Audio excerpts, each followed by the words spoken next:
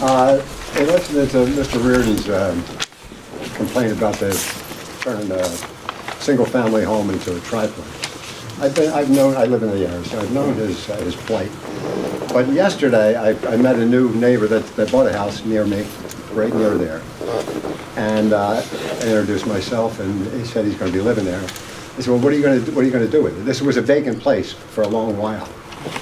And he said, well, I have to make it a triplex. I'm looking at it, I'm like, are you kidding? How can it be a triplex? So, with the chairman just talks about Korea's going to have a rational, practical, logical plan. I need to understand, and this is a question. Maybe you people didn't know this. I know most of you don't live. The mayor lives here. I know he knows, but he's been in the area. He could attest to that. I want to know how it's a good idea, a practical, logical, practical idea, to take a single-family narrow house and force buyers to make it a triplex. How does that make sense? Even if it used to be at one time, even if there used to be a sink down in the basement, what's the plan that's a good idea for the city, the beach block? This would be a better way if we had triplexes and all that means, and parking and all that. I want to hear why it's a good idea. I think what you should do is confer with Lance, our land. My question is, I know Lance knows all about it. I think he's the one that made the zoning ordinance. I don't know if you just leave things up to him, or did you people know? I mean, it wouldn't be in any city that each of you live, if your next door neighbor was going to turn this place into, or if he had to turn it into a triplex. It doesn't make sense anywhere, or am I wrong and it doesn't make sense? Is it the way you do in Linwood and other places, any place else? How could it be? Well, I would ask you to give us a little time to do some research on it. You want to come So back? you didn't know about it? I'm just asking you to give us a little time to do research on it, and if you leave your name and we're going to get a hold of you, we'll get you the answer you want, or the answer you're looking for, I'm sorry. Maybe other people have the same kind of question. Okay, other comments from the public? I think that, to follow up on what he said, I think that when they did a blanket tourism district from one end to the other, that these single-family homes got put into this tourism district, thinking that some big casino was going to come in and buy up all those single-family homes and tear it down and build something huge on the boardwalk. So, and this is years ago. This is not you. This is years ago when they did a blanket thing like that. And to have a lot of these, in Lower Chelsea, we're having a problem because the big, beautiful single-family homes that were there since I was a kid have all been turned into rooming houses, Airbnbs, recovery homes, whatever, all in Lower Chelsea, in the beach block.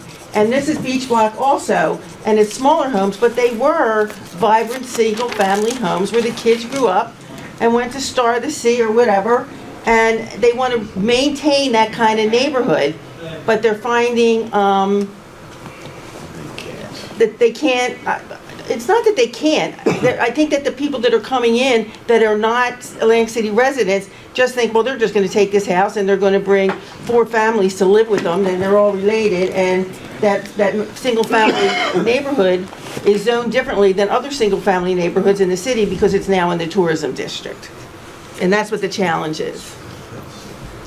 Sean, I believe you're being told you cannot renovate a single-family house that's a 12-foot wide row into a single-family home. It has to be made a triplex, correct? Yes. We are writing the laws. We're trying to conform the neighborhood to the laws instead of the laws to the neighborhood. Exactly. And we don't want to be in contention. All of us here want to be in partnership, moving the city forward. So there are exceptions, and I've been on the wrong end, and Lance, you were not the guy, but I've been on the wrong end of receiving.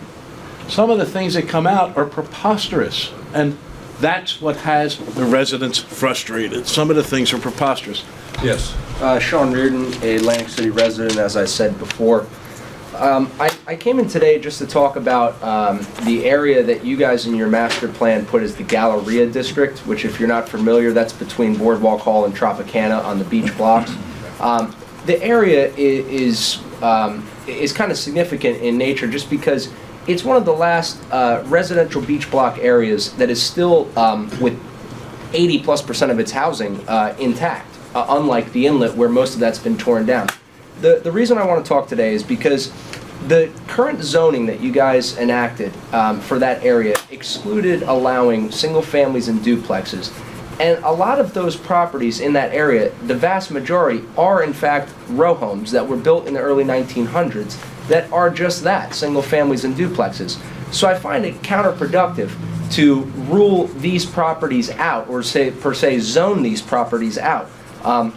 You know, we have a true trash problem down there because all of these row homes have been chopped up over the years, and they were granted land uses for having a triplex in a single family home and so forth. And the process that you guys have created to deconvert these is actually quite costly for a developer, such as myself, who is dealing with that sort of process, where I have a property on South Bellevue Ave.